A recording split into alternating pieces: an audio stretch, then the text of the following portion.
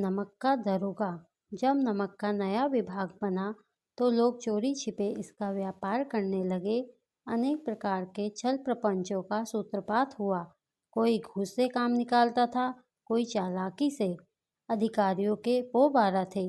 इसके दरोगा पद के लिए तो वकीलों का भी जी ललचाता था।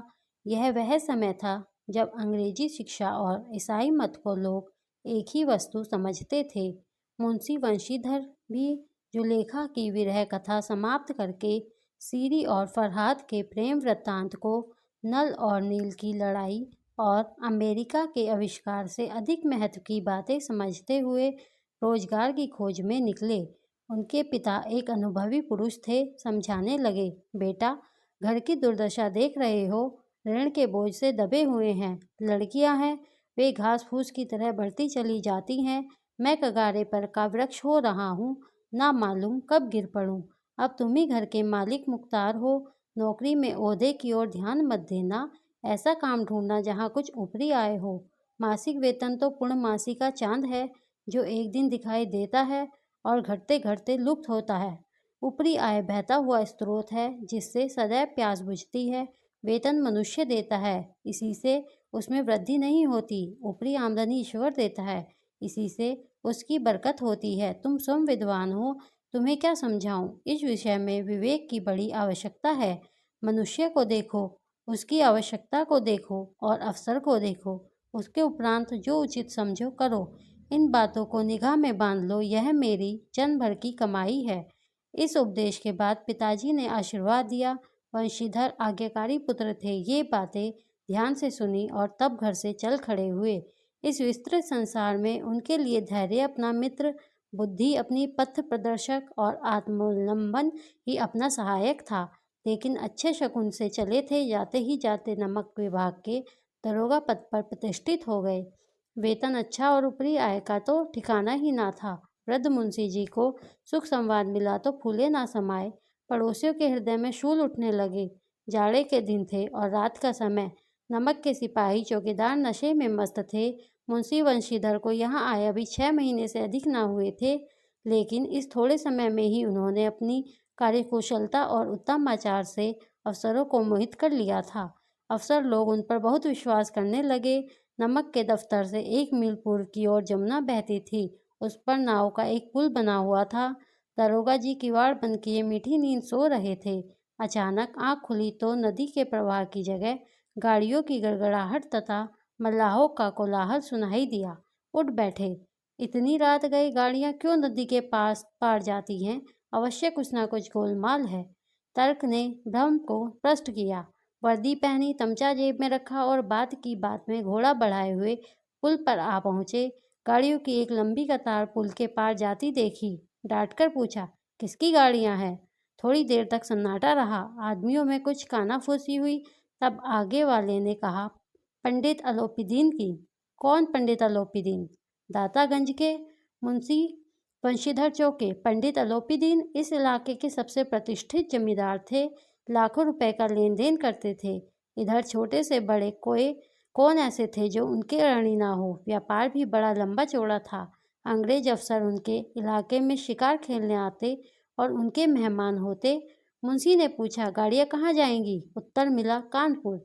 लेकिन इस प्रश्न पर भी कि इनमें क्या है, सन्नाटा छा गया। दरोगा साहब का संदेह और भी बढ़ा। कुछ देर तक उत्तर की बाट देखकर वह जोर से बोले, क्या तुम सब गूंगे हो गए हो? हम पूछते हैं, इनमें क्या लदा है? जब इस बार भी कोई उत्तर ना मिला तो उन्होंने घोड़े को एक गाड़ी से मिलाकर बोरे को टटोला। भ्रम दूर हो गया। यह नमक के डेले थे। पंडित अलोपीदीन अपने सजीले रथ पर सवार कुछ सोते कुछ जागते चले आते थे। अचानक कई गाड़ी वालों ने घबराए हुए आकर जगाया और बोले, महाराज, दरोगा ने गाड़ियां रोक दी हैं और घाट पर खड़े आपको बुलाते हैं। पंडित अलोपीदीन का लक्ष्मी जी पर अखंड विश्वास था। वह कहा करते थे कि संसार का तो कहना ही क्या, स्वर्ग में भी लक्ष्मी का ही राज्य है। उनका यह कहना यथार्थ ही था। न्याय और नीति सब लक्ष्मी के ही खिलौने हैं। इन्हें वह जैसे चाहती है नचाती है। लेटे ही लेटे गर्व से बोले, चलो हम आते हैं। फिर लिहाफ ओढ़े हुए दरोगा के पास आकर बोले, बाबूजी आशीर्वाद, कहिए हमसे ऐसा कौन सा अपराध हुआ कि गाड़ियां रोक दी गई? हम ब्राह्मणों पर तो आपकी कृपा दृष्टि रहनी चाहिए।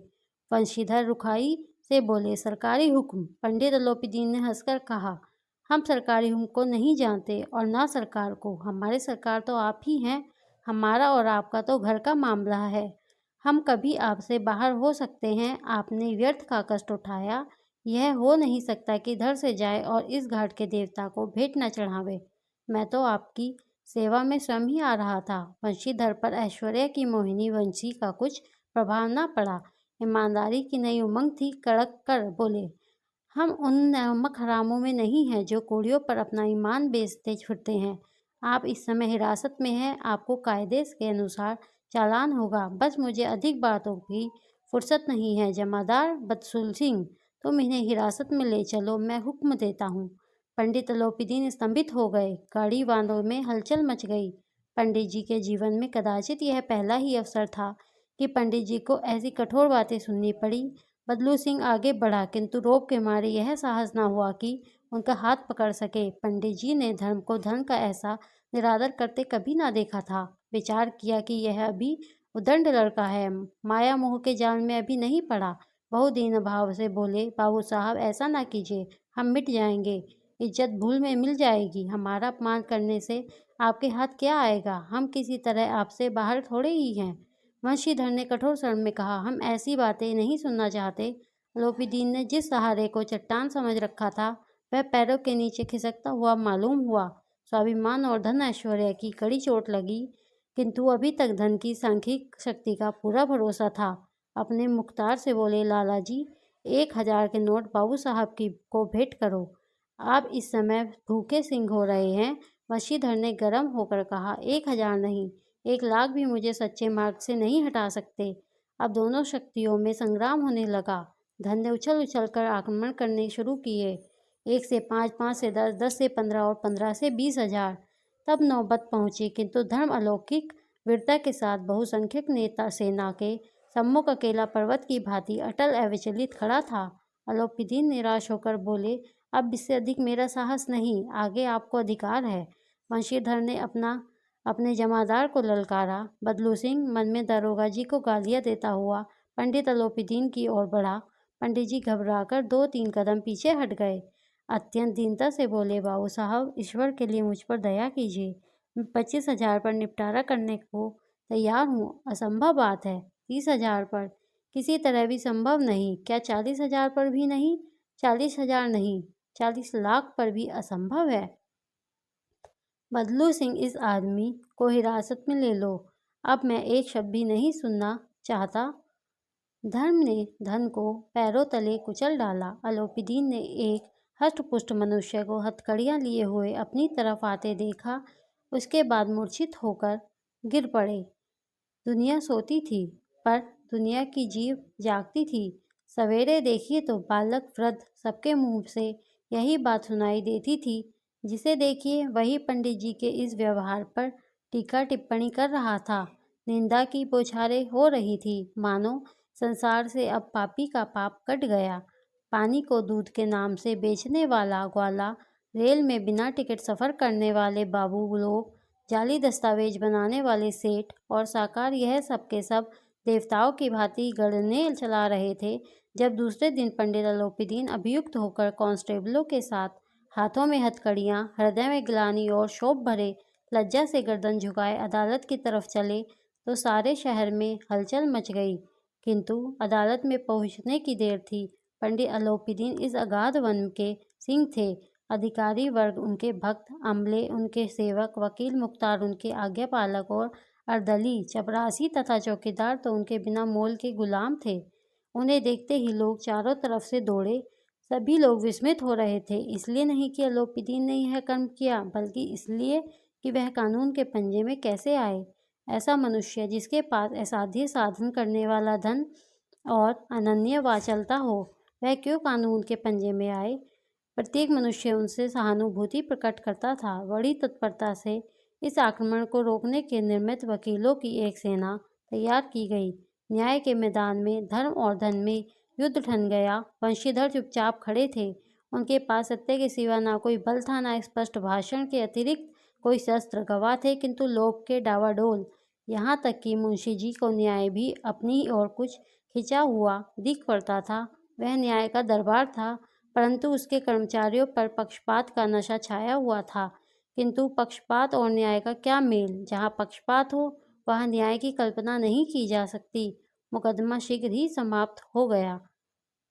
डिप्टी मजिस्ट्रेट ने अपनी तजवीज़ में लिखा, पंडित अलोपीदीन के विरुद्ध दिए गए प्रमाण निर्मूल और भ्रमात्मक हैं। वह एक बड़े भारी आदमी है। यह बात कल्पना के बाहर है कि उन्होंने थोड़े लाभ के लिए ऐसा दुस्साहस किया हो। यद्यपि नमक के दरोगा मुंशी वंशीधर का अधिक दोष नहीं है, लेकिन यह बड़े खेद की बात है कि उनकी उद्दंडता और विचारहीनता के कारण एक भले मानुस को कष्ट झेलना पड़ा। हम प्रसन्न हैं कि वह अपने काम में सजग और सचेत रहता है, किंतु नमक के मुकदमे की बढ़ी हुई नमक से हलाली ने उसके विवेक और बुद्धि को भ्रष्ट कर दिया। भविष्य में उसे होशियार रहना चाहिए। वकीलों ने यह फैसला सुना और उछल पड़े। पंडित अलोपीदीन मुस्कुराते हुए बाहर निकले। जब वंशीधर बाहर निकले तो चारों ओर उनके ऊपर व्यंग बाणों की वर्षा होने लगी। कदाचित इस मुकदमे में सफल होकर वह इस तरह अकड़ते हुए ना चलते। आज उन्हें संसार का एक खेदजनक विचित्र अनुभव हुआ। वंशीधर ने धन से बैर मोल लिया था, उसका मूल्य चुकाना अनिवार्य था। कठिनता से 1 सप्ताह बीता होगा कि मुअत्तली का परवाना आ पहुंचा। कार्यपरायणता का दंड मिला। बेचारे भग्न हृदय, शोक और खेद से व्यथित घर को चले। बूढ़े मुंशी जी तो पहले ही से कुड़बुड़ा रहे थे कि चलते चलते इस लड़के को समझाया था, लेकिन इसने एक ना सुनी, सब मनमानी करता है। हम तो कलवार और कसाई के तकादे सहे, बुढ़ापे में भगत बनकर बैठे और वहाँ बस वही सूखी तनख्वाह। हमने भी तो नौकरी की है और कोई ओहदेदार नहीं थे, लेकिन काम किया, दिल खोल कर किया। और आप ईमानदार बनने चले हैं। इसके थोड़े ही दिनों बाद जब मुंशी वंशीधर इस दुरावस्था में घर पहुँचे और बूढ़े पिताजी ने समाचार सुना तो सिर पीट लिया। बोले, जी चाहता है कि तुम्हारा और अपना सिर फोड़ लूँ। क्रोध में कुछ कठोर बातें भी कहीं। वृद्ध माता को भी दुख हुआ। पत्नी ने कई दिनों तक सीधे मुंह तक बात नहीं की। इस प्रकार 1 सप्ताह बीत गया। सांधे का समय था। बूढ़े मुंशी जी बैठे बैठे राम नाम की माला जप रहे थे। इसी समय उनके द्वार पर सजा हुआ रथ आकर रुका। हरे और गुलाबी पर्दे, पछिए बैलों की जोड़ी, उनकी गर्दन में नीले धागे सींग पीतल से जड़े हुए। कई नौकर लाठियां कंधों पर रखे साथ थे। मुंशी जी अगवानी को दौड़े। देखा तो पंडित अलोपीदीन है। झुककर दंडवत की। आप हमारे पूज्य देवता हैं, आपको कौन सा मुंह दिखावे। मुंह में तो कालिख लगी हुई है, किंतु क्या करें, लड़का अभागा कपूत है, नहीं तो आपसे क्या मुंह छिपाना पड़ता। ईश्वर निसंतान चाहे रखे, पर ऐसी संतान ना दे। अलोपीदीन ने कहा, नहीं भाई साहब, ऐसा ना कहिए। मुंशी जी ने चकित होकर कहा, ऐसी संतान को और क्या करूं। अलोपीदीन ने वात्सल्यपूर्ण स्वर में कहा, कुल तिलक और पुरखों की कीर्ति उज्जवल करने वाले संसार में ऐसे कितने धर्मपरायण मनुष्य हैं जो धर्म पर अपना सब कुछ अर्पण कर सके। पंडित अलोपीदीन ने वंशीधर से कहा, दरोगा जी, उस रात को आपने अपने अधिकार बल से अपनी हिरासत में लिया था, किंतु आज मैं स्वेच्छा से आपकी हिरासत में आया हूँ। मैंने हजारों रईस और अमीर देखे, हजारों उच्च पदाधिकारियों से काम पड़ा, किंतु परास्त किया तो आपने। मैंने सबको अपना और अपने धन का गुलाम बनाकर छोड़ दिया। मुझे आज्ञा दीजिए कि आपसे कुछ विनय करूं। वंशीधर ने अलोपीदीन को आते देखा तो उठकर सत्कार किया, किंतु स्वाभिमान सहित समझ गए कि यह महाशय मुझे लज्जित करने और जलाने आए हैं। क्षमा प्रार्थना की चेष्टा नहीं की, वरन उन्हें अपने पिता की यह ठकुर सुहाती की बात ऐसी ऐसी प्रतीत हुई। पर पंडित जी की बातें सुनी तो मन का मैल मिट गया। पंडित जी की ओर उड़ती हुई दृष्टि से देखा। गर्व ने अब लज्जा के सामने सिर झुका दिया। शर्माते हुए बोले, यह आपकी उदारता है जो ऐसा कहते हैं। मुझसे तो कुछ अविनय हुई है, उसे क्षमा कीजिए। मैं धर्म की बेड़ी में जकड़ा हुआ था, नहीं तो वैसे मैं आपका दास हूँ। जो आज्ञा होगी वह मेरे सिर माथे पर। अलोपीदीन ने विनीत भाव से कहा, नदी तट पर आपने मेरी प्रार्थना नहीं स्वीकार की थी, किंतु आज स्वीकार करनी पड़ेगी। वंशीधर बोले, मैं किस योग्य हूँ, किंतु जो कुछ सेवा मुझसे हो सकती है उसमें त्रुटि ना होगी। अलोपीदीन ने एक स्टाम्प लगा हुआ पत्र निकाला और उसे वंशीधर के सामने रखकर बोले, इस पद को स्वीकार कीजिए और अपने हस्ताक्षर कर दीजिए। मुंशी वंशीधर ने उस कागज को पढ़ा तो कृतज्ञता से आंखों में आंसू भर आए। पंडित अलोपीदीन ने उनको अपनी सारी जायदाद का स्थायी मैनेजर नियुक्त किया था। 6,000 वार्षिक वेतन के अतिरिक्त रोजाना खर्च अलग, सवारी के लिए घोड़ा, रहने को बंगला, नौकर चाकर मुफ्त। कंपित स्वर में बोले, पंडित जी, मुझ में इतनी सामर्थ्य नहीं है कि आपकी उदारता की प्रशंसा कर सकूं, किंतु ऐसे उच्च पद के योग्य नहीं हूँ। अलोपीदीन हंसकर बोले, मुझे इस समय एक अयोग्य मनुष्य की ही जरूरत है। वंशीधर ने गंभीर भाव से कहा, आप जैसे कीर्तिवान सज्जन पुरुष की सेवा करना मेरे लिए सौभाग्य की बात है, किंतु मुझ में न विद्या है, न बुद्धि, न वह स्वभाव जो इन त्रुटियों की पूर्ति कर देता है। ऐसे महान कार्य के लिए एक बड़े मर्मज्ञ अनुभवी मनुष्य की जरूरत है। अलोपीदीन ने कलमदान से कलम निकाली और उसे वंशीधर के हाथ में देकर बोले, ना मुझे विद्वता की चाह है, ना अनुभव की, ना मर्मज्ञता की, ना कार्यकुशलता की। इन गुणों के महत्व को खूब पा चुका हूँ। असौभाग्य और सुअवसर ने मुझे वह मोती दे दिया जिसके सामने योग्यता और विद्वता की चमक फीकी पड़ जाती है। यह कलम लीजिए, अधिक सोच विचार ना कीजिए, दस्तखत कर दीजिए। परमात्मा से यही प्रार्थना है कि वह आपको सदैव वही नदी के किनारे वाला उद्दंड कठोर परंतु धर्मनिष्ठ दरोगा बनाए रखे। वंशीधर की आंखें डबडबा गईं। हृदय के संकुचित पात्र में इतना एहसान ना समा सका। एक बार फिर पंडित जी की ओर भक्ति और श्रद्धा की दृष्टि से देखा और कांपते हुए हाथ से मैनेजरी के कागज पर हस्ताक्षर कर दिए। अलोपीदीन ने प्रफुल्लित होकर उन्हें गले लगा लिया।